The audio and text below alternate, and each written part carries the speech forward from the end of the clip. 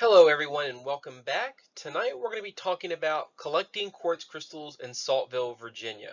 Saltville is a place that's near and dear to my heart because unlike most of the classics locations that we're looking at for the Virginia Mineral Project, I'd probably say 90% of them are reclaimed or closed or you can't collect like you used to.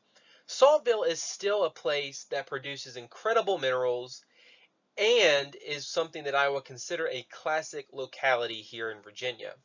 So it's something that I'm excited to share with you tonight and talk a little bit more about. So what will we discuss tonight? Well, first we want to talk a little bit about the brief history of Saltville itself. You can't really talk about Saltville without going into geology and mineralogy and paleontology and archaeology. Everything really connects and is part of one another's story. So it's something that we want to highlight just about the town itself. We're not going to go into too much depth, but again, there's some things that I think you may find interesting about Saltville in general. We then want to talk a little bit more about the geology of Saltville and how that kind of sets up the stage for the minerals that we're going to be focusing on tonight. We'll talk about the mineralogy of the deposit itself and a little bit more about the research that has been done into crystals from Saltville and other locations in Tennessee that are very familiar or very similar. And I also want to talk about how to collect in Saltville. I know that many of you who are maybe watching, who are watching right now, are always interested to know about how do I collect and how can I find my own Saltville quartz crystals. I'll have some field photographs and I will also have some videos. I think they'll be able to play on here. If not, you'll see them on the YouTube version. Saltville Museum information. I really want to give a shout out to the local museum there in Saltville, the Museum of the Middle Appalachians. I think it's an incredible place. I learned a lot about Saltville from going to that museum. I also think during times like this with COVID-19, it's important for us to support these local museums that really highlight the area's history and actually do a lot for us in understanding a little bit more about the geology of the area. And then I can't go over everything and be the expert in everything, right? I don't know all the things to know about archaeology in Saltville and paleontology and the mineralogy and the geology.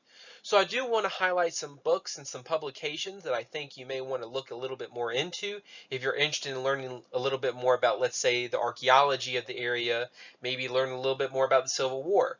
And so I'll have some of these posts near the end. And then for those of you that are on the Zoom session, we will be doing a question and answer session. So let's start our history of Saltville at around 15,000 years ago, near the end of the Pleistocene. This was when large mammals began to roam the area, taking advantage of the natural brine springs and ponds. Creatures such as mastodons and giant sloths and bison, things that we can't even imagine existing in Southwest Virginia today.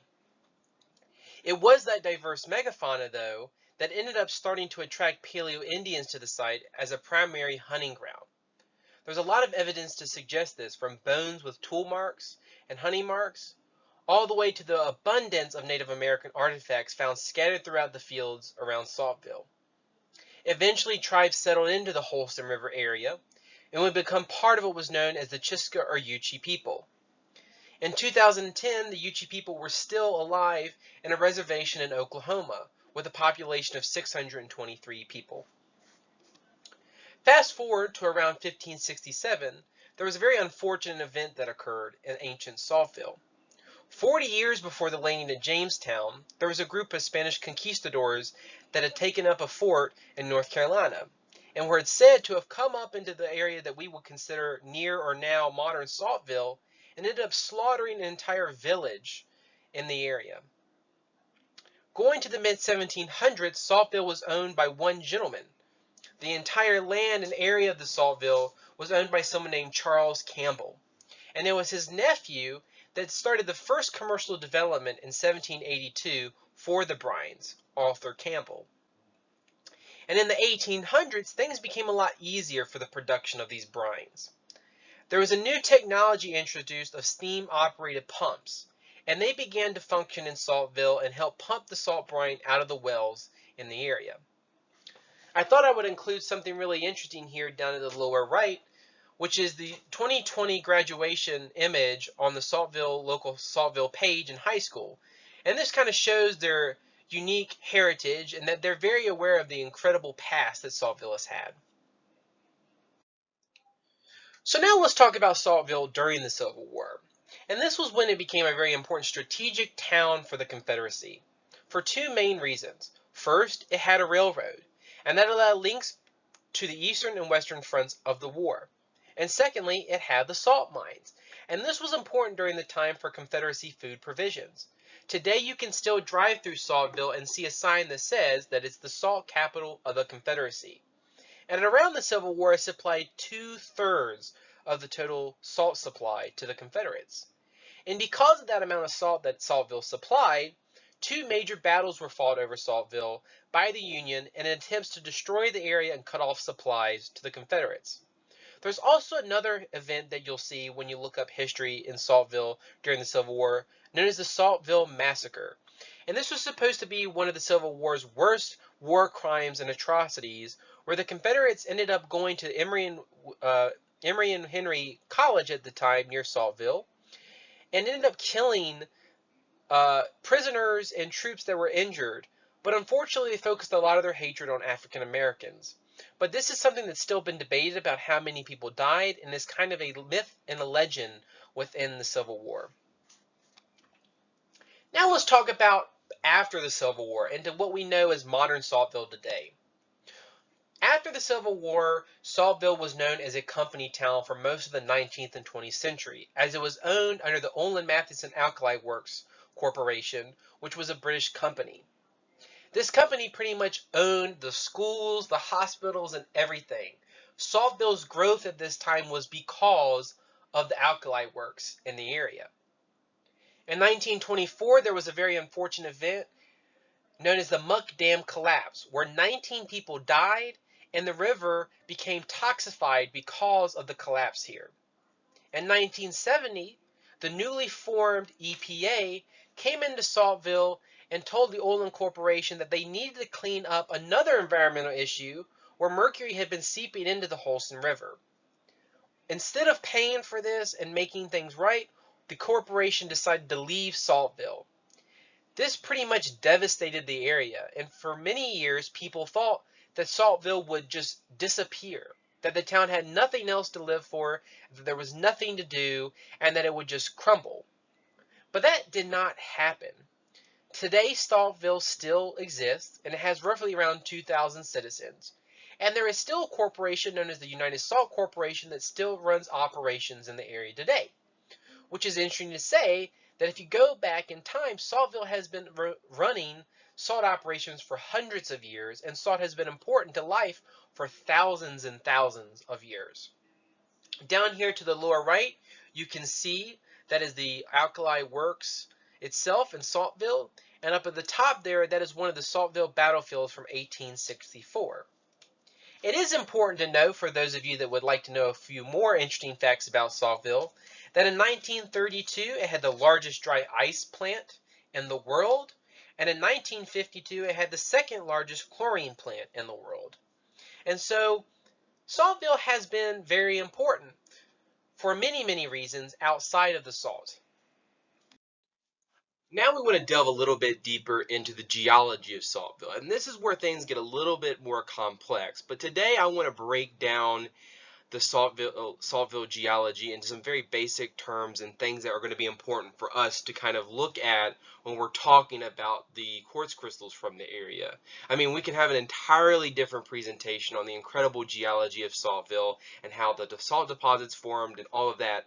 But for today, I just want to break it down into some basic topics. So first, we want to know that the Saltville area is located on what's known as the southern end of the Greendale synclinorium. And now, what is a synclinorium? Well, some of you may be familiar with something called anticlines and synclines as types of folds in structural geology. And a synclinorium is just a very large structural syncline. And you can see that here over in the first diagram up at the top here, where you see that there's this kind of U or trough, and that is this synclinorium. There are also three major features that we want to kind of talk about here that are going to be important for us to know in our overview specifically. And that is, first, this Mississippian age material, specifically the McCready Formation, around 350 million years ago. And this Mississippian material is where the salt formations in Saltville are found. So it's in that Mississippi and McCready Shale.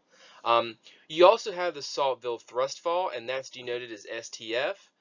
That's convenient for us because we're talking about Saltville, we're in Virginia, but the Saltville thrust fault is actually a very large feature on the East Coast. It goes up into Craig County in Virginia and all the way down into Alabama. And so the next thing we want to focus on is this Cambro-Ordovician strata, specifically looking around the Knox group and the Nolichucky formation. But what's happened here is that this Saltville thrust fault has thrusted younger material over top of the McCready formation, causing this kind of overturned feature. And if you look up at the top here, you'll see that instead of a perfect U, we kind of have a very overturned to the right, squished formation. And that's because this thrust fault has pushed up that material over top of it.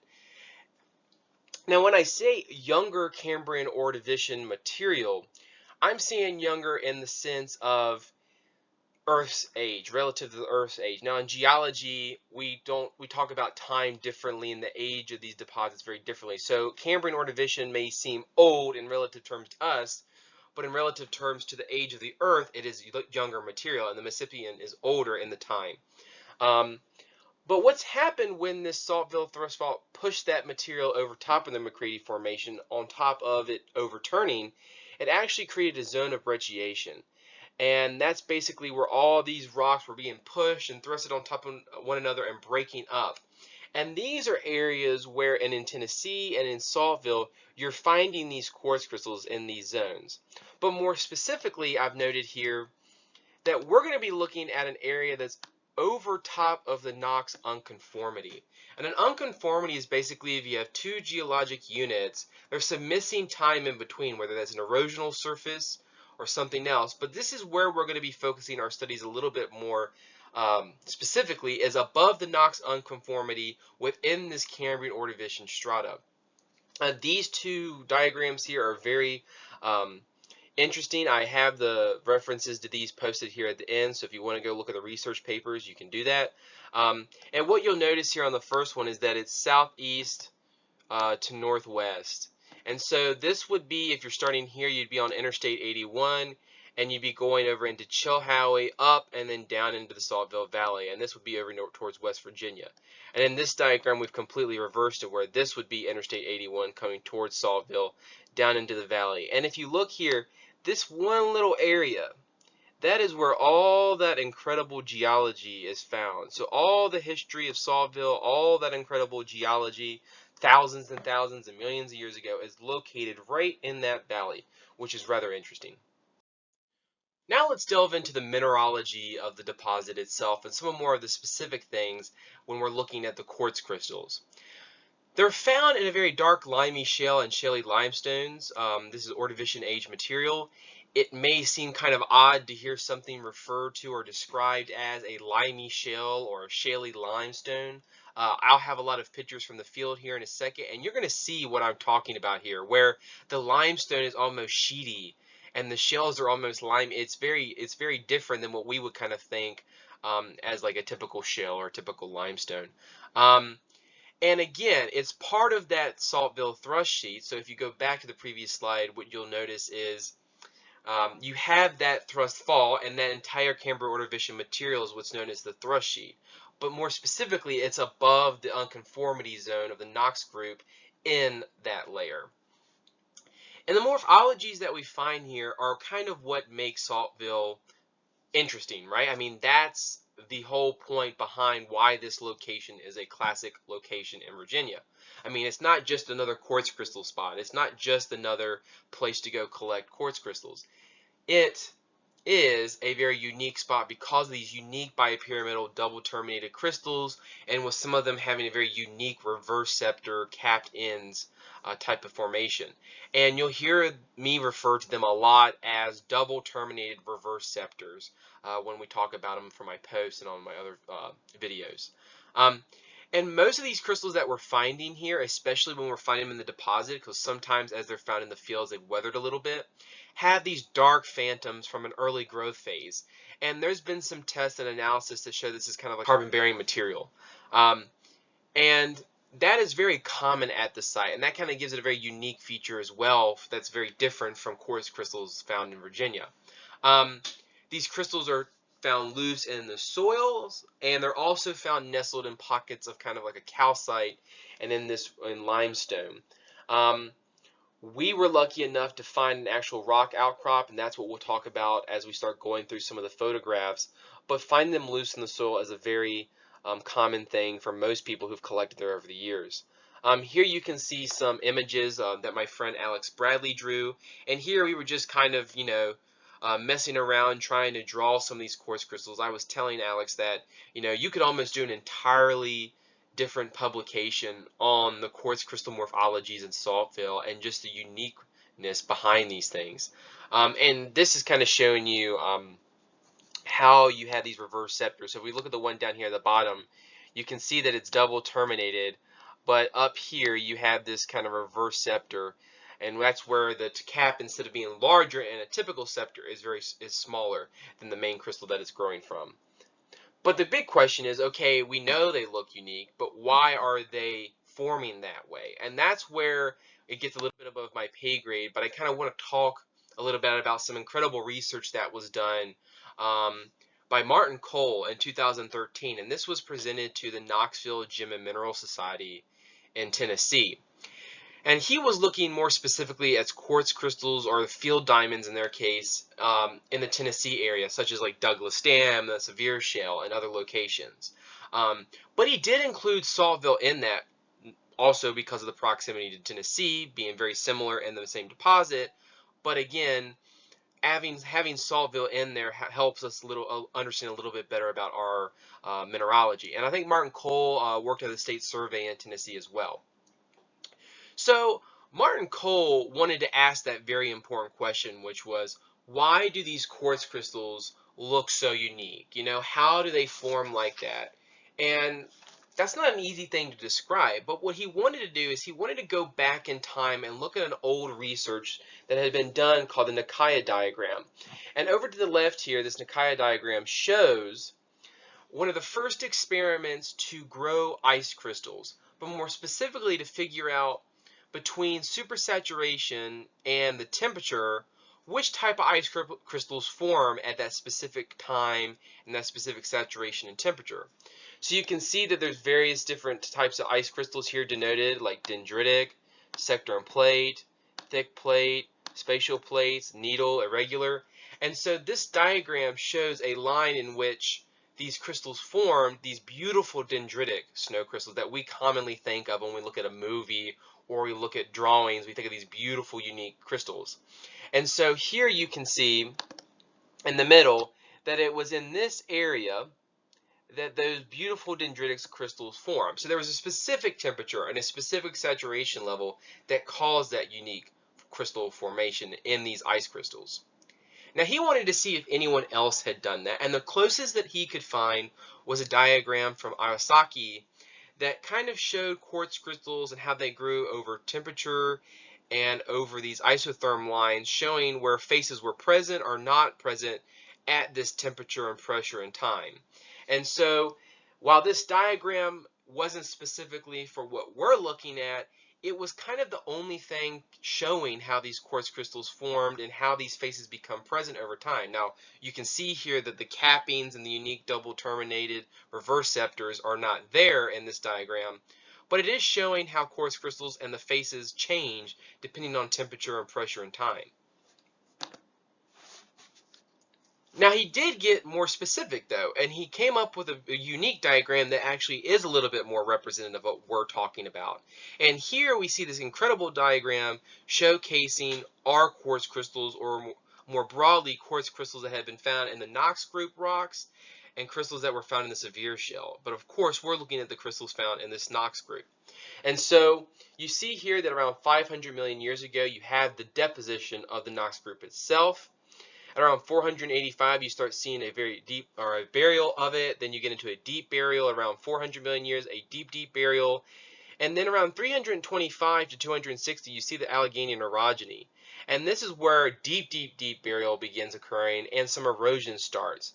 And at around this time, crystals start getting a little bit more unique. You can see here that this crystal has grown 2 caps. Um, but things continue, and crystals continue to grow at around 100 million years ago. And while this diagram is very simplistic in its form of trying to understand how these crystals grew, it does kind of give us a little bit more information to when these things started and how these things got more complex. Now, I highly recommend going and looking at this research paper because, again, it's above my pay grade, and understanding scepters in general is something that we don't have, 100% knowledge of how they form. There are some hypotheses to how they form, but it's not something that we know definitely how scepters form. And when you get into reverse scepters, it's a little bit more interesting as well. But check it out. I think it's something that you should look into if you're interested in the quartz crystals in this area. This research also talks about other locations in Tennessee, which wouldn't be far of a drive if you're going down that way. So it's definitely something you want to check out, and I'll have it posted at the end here. And on to the best part, right? This is what everyone wants to know about, which is how do we collect in Saltville? What do I do to go find my own quartz crystals and have some of these classic specimens? Well, after all that hype and after all of that excitement I just talked about, unfortunately, collecting in the area has become more difficult over time. But this isn't just Saltville. I mean, this is everywhere in Virginia, and that's because farming practices have changed, and because the fields aren't done the same way and they see them differently, you don't have that exposed dirt in large amounts as you used to. And that's really what drove people to the area in Saltville, because old clubs such as the Richmond Club used to go and walk the fields after a rain of these farmers and find quartz crystals in the soil. And that was kind of the main way people collected for many, many years. And as that changes, it gets more difficult to actually go out and do it. That doesn't mean it's impossible. You just have to do a little bit more work, talk to more farmers, and work with people. And so here I say that clubs used to go to Mr. Barnes' property. I'm not sure if he's still alive today, but Mr. Barnes was a farmer in Saltville who used to allow people to come on his property and collect a long time ago. I went by years ago and spoke with him, and I don't think he was doing the same farming practices that he used to because he was getting older in age, and it wasn't the same as trying to collect like clubs used to do. But when you're looking for crystals out in Saltville, you're going to want to focus on a very lighter soil. So the lighter soils are what's going to have it, and that's this weathered material from those rock units that they're forming in. And so I say here that working with local farmers, asking about tilling, is the best way that you're going to find crystals in Saltville. But Thomas, I've been talking about them growing in this limestone. Well, yes, you can do hard rock mining, but there are some caveats to that. And hard rock mining is very difficult for one, so not everyone may want to do that. I mean, busting up this material is something similar to Herkimer diamonds in New York, where even though that's a dolostone, it's very, very tough. And for the amount of digging that you do on a daily basis, if you're out there, you're not going to find the same amount of crystals that you would find walking a field. I mean, I could take a few hours and find an entire bag worth of crystals in a field, but if I'm busting up in boulders and trying to get these rock layers and get those things separated, it's going to be a lot less, maybe, a handful. They're going to be a lot better in quality, but they're still going to be beautiful and complex when you find them in the fields. And then my kind of advice for everyone is, again, to go out there and talk to farmers. And that can be said anywhere in Virginia. I mean, there's no harm in going up to a door and saying, I'm a mineral collector. I'm interested in learning a little bit more about this area's geology and minerals, and maybe your property or the area has been noted to have these crystals. May I walk, pay you $10 or whatever, and just try to build a rapport with these people and get to know them. And that's the best way to do it. And like I say here, you can find a full bag's worth in a very small area, just depending on where you're at. Over here to the right is one of the most beautiful quartz crystals that we found in our early days of collecting here. And you can see here it's got 1, 2, 3, 4, 5 caps, or maybe even 6 if you want to include one of the ones on the side there on the top and then one on the bottom. So the complexity here is just what's incredible. So now let's get into the photographs from the field, getting into some of the best stuff here. And this is one of the photographs that personally, I think this is the best one I've ever taken from Saltville. Now, yes, these quartz crystals aren't the most complex, but it is the best look at an in-situ pocket that had just been broken into here. And you can see that we have this kind of lined calcite, so you get like a ring of calcite going around, and the quartz crystals are literally nestled in here loose. And so what you're doing, and I'll have a couple slides where I'll show you this, is you're basically taking your pry bar and you're hitting your hammer in there with chisels, and you're just trying to pry out these rocks and pull them out towards you and expose these pockets behind them very gently. And as you pull that out, you're going to have these little pockets. And it's quite incredible to see these things as they come out. Here you see we have a very beautiful double terminated reverse scepter there at the tip. But if you look around, everything's kind of very simple. And one of the things we used to always talk about, and going back to Martin Cole's research, is how is this possible that these crystals formed in these little pockets together? But some of them are just crazy complex, and then others in the pocket are just simple.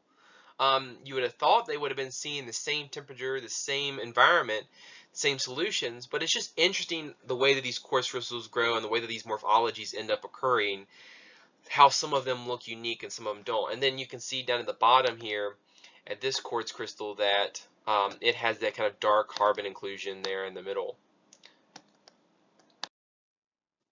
And so here is kind of a photograph showing my foot for one, and then the layer itself. And so this is where we found the actual deposit, and you can see it's kind of trending downwards or up towards our face, kind of going upwards towards our face.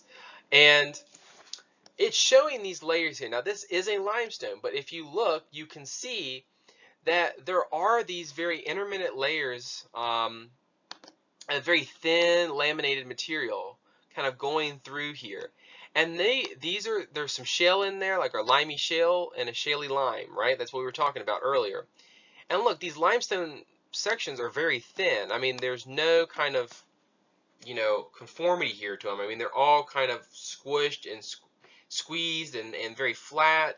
And that's what we had to dig in. So one of the key goals was we took our chisels and we placed them in those little shaly areas because they were weaker than the other blocky sections. But behind those blocks were where you found the pockets. And here you can see down at the bottom we've exposed a pocket. And that's what it looks like when you've exposed it. You can see that there's some clear kind of, or not clear, but kind of a white milky, and that's the calcite in the background.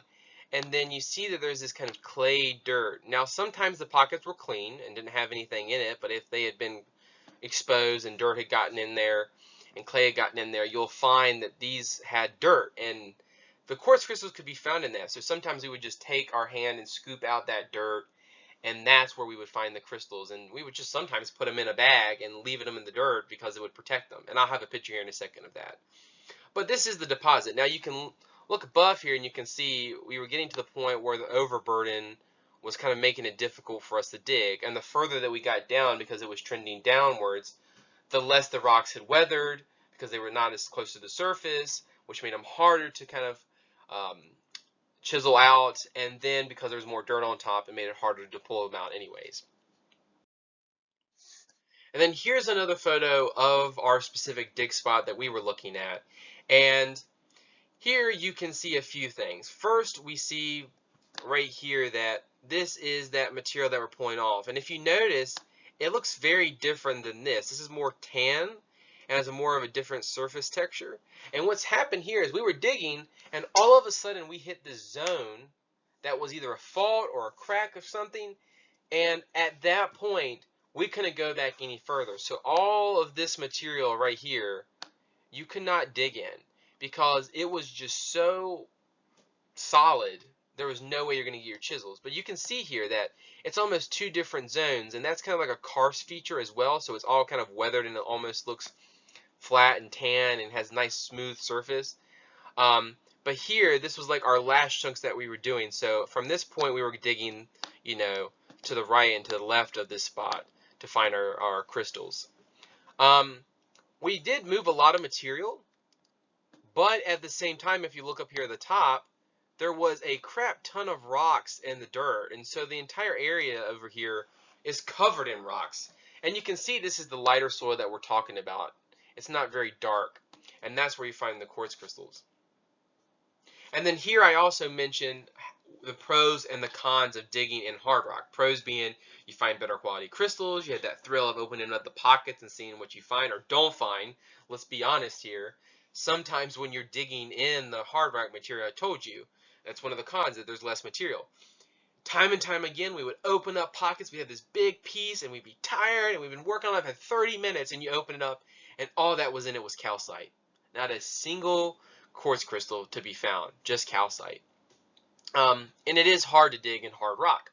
And it's sporadic. It's very, very sporadic. I can go show you a spot where there's tons of rock exposed and you could hardly find a quartz crystal in it. You could walk around the rocks all day and it's like there's no way you're going to find any quartz crystals in there. So there are sporadic zones where these things are forming within the larger unit itself.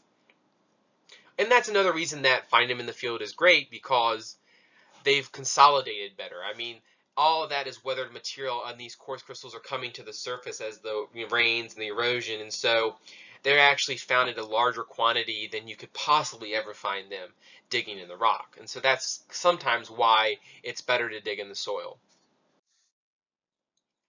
This is showing you 3 different specimens from the same pocket. And that kind of comes back to what I was talking about earlier in the first photograph of the complexity and the diversity of these crystal habits and morphologies that you're looking at here in just a single pocket. I mean, you're familiar going to other locations in the world and finding these areas where, oh, I get double terminated quartz crystals here, or oh, we have scepters here. Okay, well, yeah, but here it's like we never found the same quartz crystal. I mean, you did have your just typical bipyramidal crystals and your double terminated with some carbon inclusions. Those were common, but every day or every time we would go, you found something different. And that was what brought this place to be, you know, a classic spot, is because no matter how many years later you would go, you could find something different. Your mind could be blown away time and time again by the complexity of these quartz crystals. And so these 3 photos kind of just show how unique these things are. And this was one of our best days ever. As you can imagine, these are 4 of some of the most beautiful ones that we've ever found in complex quartz crystals. Here I have a circle around this one. This one is the drawn photograph that you'll see on Virginia Minerals on the Facebook page for the community. And that is the quartz crystal that we drew, my friend Alex Bradley drew. But these other ones are very unique. I mean, look, you almost have like a typical quartz crystal here, and then very little small capping on the top. And then you get this, you know, larger reverse scepter here, and then a small cap.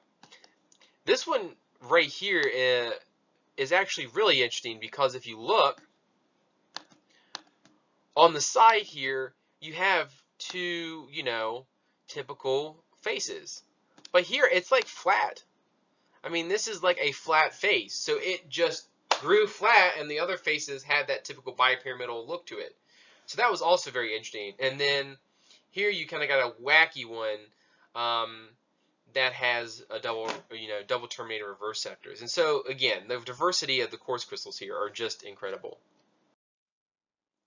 This one has a really nice dark phantom of carbon inclusion in it. And this, you can see that early growth phase where you still see a kind of double terminated stubby crystal growing in there. And sometimes you could see that. Now, not all the times, like very rarely would you be able to see defined crystal faces. Now, if you actually put it under a microscope or a stereoscope, you could see zones or sides of the face where the phantoms would be from the early growth phase. But here is a great example of showing you, hey, wow, look, this is a very dark, deep carbon inclusion or carbon phantom from that early phase of growth, and it's just a really nice specimen.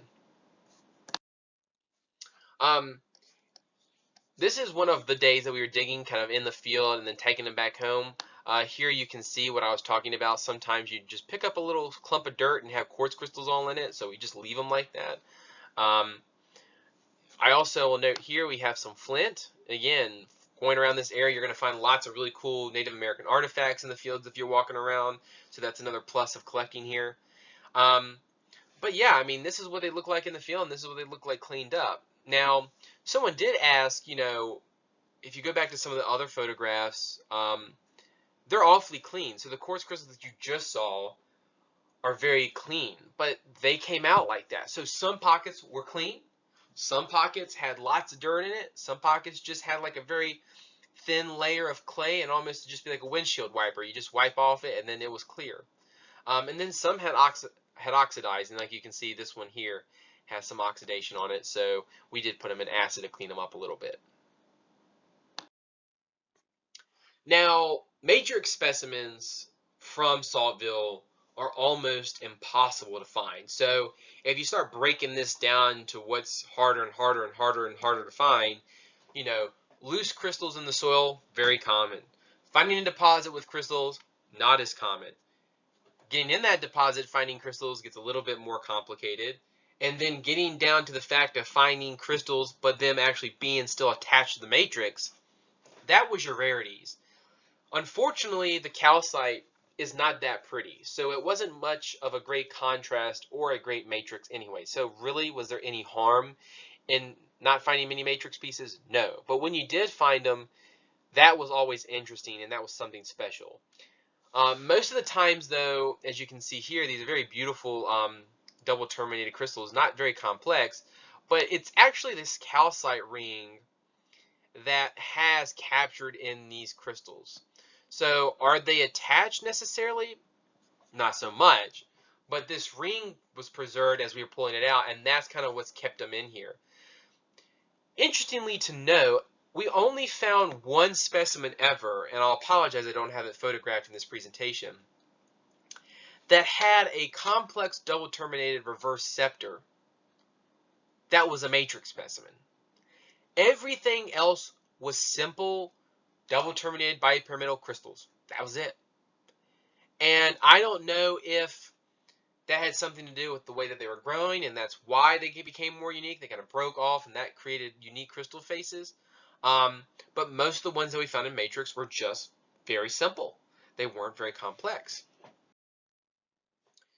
This is showing you the very common, you know, small ones that you'll find when you're digging a pocket, but they're really cool. I mean, these are a dime a dozen, or a quarter in this case, but beautiful stuff. And I mean, there's those dark phantoms and those inclusions of carbon, which are really interesting there. So beautiful stuff that we found at this location. And there you can see over here to the right, there's a little cap there. And then here's another matrix specimen, and see, we have a quartz crystal here that's been captured in because the rock was preserved and didn't break off. But you'll see there's these dark blobs. And these look to be, not saying they are, the early growth phase crystals that are now within the more complex crystals, but these didn't finish growing. And so we would find matrix pieces with these little stubby, black, deep, dark crystals that were definitely attached to matrix. And so we always wondered if these were the crystals that grew, right, with these dark carbon in it, and then either something happened and some of them broke off and fell out into the pocket, and that is what started the second phase of growth, or I guess multiple phases, probably with the reverse scepters. But this is what kind of started those internal phantoms. And so we always wondered if these small, stubby, darker, crystals are what were the inner parts of the more complex crystals. And this is really cool, in the field to taking home photograph. Um, this looks more like a Herkimer diamond, right? I mean, this looks like something you'd find up in New York, but this is a photograph of the spot, and that was a really nice matrix piece from the place. But again, a very, very simple specimen. And I'm just going to leave this up for a second. This is, as you can tell, one of our best days ever digging into the location. I mean, this is an incredible day's worth of crystals. I mean, we have an entire, section down here of just the typical ones that you may find. Some of them can be, you can see there's a little milkiness to them and stuff. Those can be the ones found in the field. You have the four, really cool and complex ones up here at the top. But yeah, I mean, that's what we would find on a good day. And that's really the beauty of this location, is finding those complex quartz crystals. And look at all the different shapes and sizes and everything that you got going on here. It's kind of fascinating. This is another photograph kind of showing you things. One thing that's interesting to note,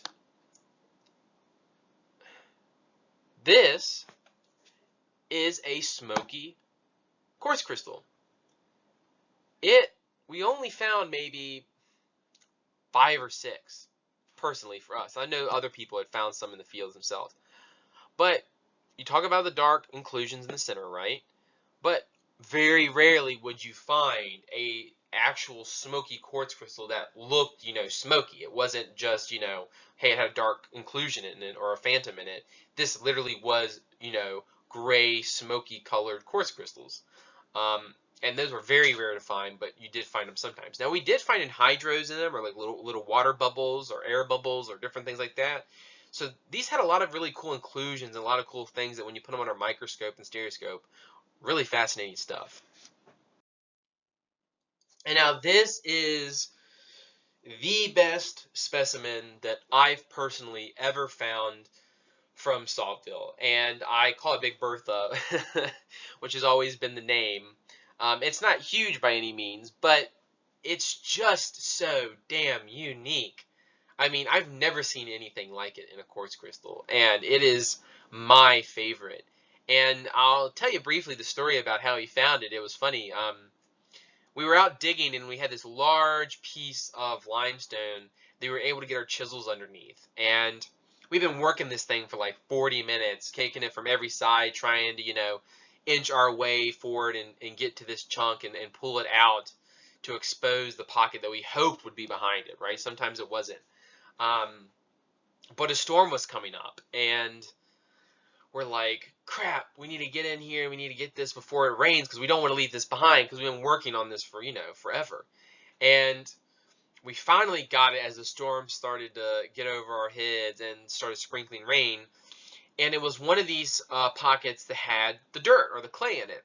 And so everything was just muddy and, gross. And so we just took our hands, scooped up what we could get out of it, and put it in our pockets. And we always had a tradition that, after digging, we'd be covered in mica to pegmatite or something. We'd go to Subway. I mean, that felt like the easiest place to walk into and sit down, especially since it was raining today, or that day. So we went into Subway, and we pull out, the napkins, and we put our crystals on the table, and we're like, okay, let's see what we got. And I'm looking through, and this thing was found, and it's literally been, although the other ones are complex, although the other ones that look unique, those reverse scepters, I mean, they're definitely really, really amazing. There's just something that speaks to me about this one that's just truly fascinating. And it is my favorite specimen that I've ever collected. It's in my collection. Here we have another photograph of a really cool specimen that has the reverse sceptering, and you can see that kind of really dark, excuse me, you can see that dark phantom that was growing in there with the carbon, and just super unique. I mean, this one's very, very prominent. And then here's some more drawings from Alex. Here you can see he's drawing that one that's pictured to the left. And then there's Big Bertha, and another one that had a really unique kind of topping to it. Okay, so let's see if we can play some of these videos. I will apologize in advance. These were taken a long time ago, so I had my camera pointed vertically instead of horizontally, so there's going to be some shake and some things. But I do want to show these from years ago when we first started collecting, because there's some really awesome videos of us finding things in situ and finding them in the pockets. So let's see if we can play this and see how it works out. Alright, so we just found these, and this little crack in there, but I don't know if you can see it. That right in there, right there. I'll try to get that out. It's gonna be a nice one.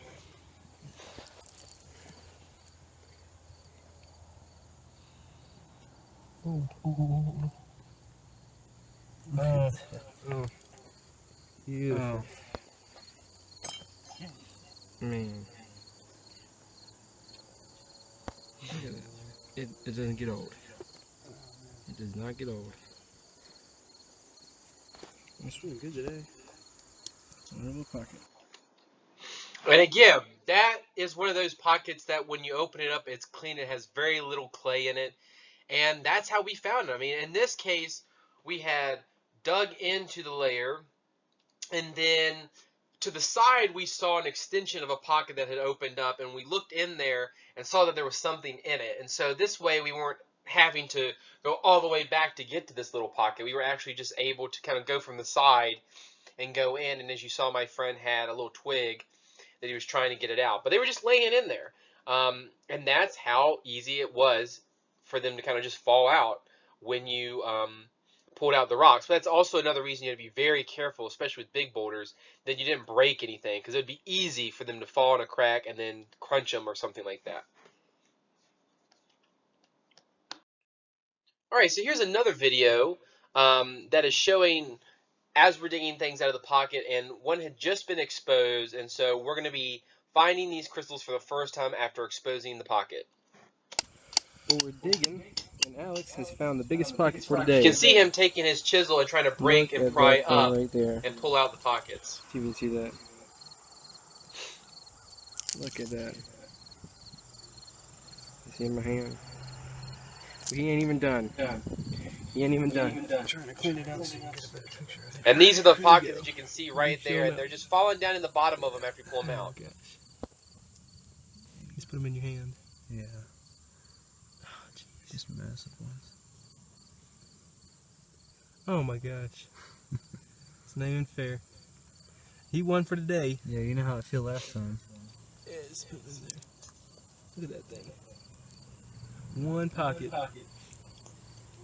Yeah, he's still going. This is right above that other pocket you found last time, isn't it? Yep. Just looks like a bunch of little ones left. I can't hear it. Down there. Where he found them. He's following that vein right there. Alright, well, we keep in touch. And so there you have it. Those are some videos of us actually finding them in the field. And you can see what we were talking about earlier with those pockets and with, you know, them just falling out as soon as you opened up. And you can see that we're digging the layers of rock that are kind of laid down, flat, horizontal layers. And then the pockets or those veins or those cracks themselves are kind of cutting and intersecting perpendicular to the deposit. And as we're breaking and pulling across or pulling out those blocks, they're kind of lineations and lines, you know, perpendicular to that deposit. Here I'm actually showing something that is rather fascinating. These are Tibetan quartz crystals. But as you can see, they're sharing very similar properties to what we have here in Virginia. Now, the complexity is nowhere near Saltville. I mean, there's places across the world where you have, you know, carbon inclusions in quartz, and you have, you know, similar stuff. And you can see there's some reverse scepters going on into the image on the right. And these get really large. I mean, you can see already with my fingers. I mean, these are way bigger than what we're finding. But again, it's just always interesting to kind of compare and contrast different mineral deposits across the world. And so now, before we finish, I want to again give a shout out to the museum down in Saltville. You know, like I said, during these times, it's very important to support these museums. And so here's the address to the Museum of the Middle Appalachians. They're open Monday through Saturday from 10 to 4 and on Sunday 1 to 4 p.m. I don't know how that will change with COVID-19 for those of you watching that during this time. $5 for adults, seniors, and children. $3 and under 6, no charge. And again, it's something where I think we should be going and supporting this museum because I learned a lot about Saltville from this museum. It's not just the fossils, it's not just the minerals, it's not just the archaeology, it's the paleontology, it's the history from the Civil War. I mean, it's everything is at this museum, and it really paints the full picture of Saltville that we can't do in just, you know, an hour presentation. And here I have the further readings. Arming the Confederacy, How Virginia's Minerals Forged the Rebel War Machine by Robert Wisnett. He's the professor from Radford University that if you go and you look at some of these DMME articles, as you see the one below, he did a lot about minerals and geology related to the Civil War. And so you'll see a lot of his articles when you're searching that up. And then you also have the other article where I got one of the diagrams from the geology section, which was suggestions for prospecting evaporite deposits in southwestern Virginia. And those are both very useful if you're wanting to learn a little bit more about Saltville's geology. I also have some websites here, the Virginia Humanities Saltville History and the Civil War. That's a great website to kind of learn all about that. The Field Diamonds presentation, that's the one by Martin Cole.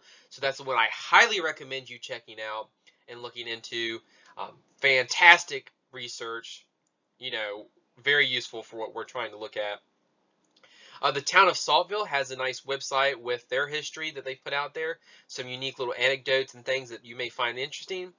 And then, of course, the DMME, or the State Survey, the Departments of Mines, Minerals, and Energy, has some great resources for Civil War resources during the 1800s. So, other than that, all right, and there you have it. This is our brief little presentation about Saltville. We talked a little bit about the history, about the geology, about the mineralogy. We looked at the crystals from Saltville, and I'm just hoping that this is kind of an introduction for most people to go and learn more about Saltville, because I will say I enjoyed my time in Saltville. The people there are very friendly, and there's so much history, so much geology, and it's a place that, one, the name Saltville has a lot of appreciation for its ancient history and its past. And, you know, for people who love geology and people who love minerals, it is a must-see place to go to. And they got some great food. So with that, I will see you on the next presentation. If you have any questions, please feel free to reach out to us. And thank you for watching.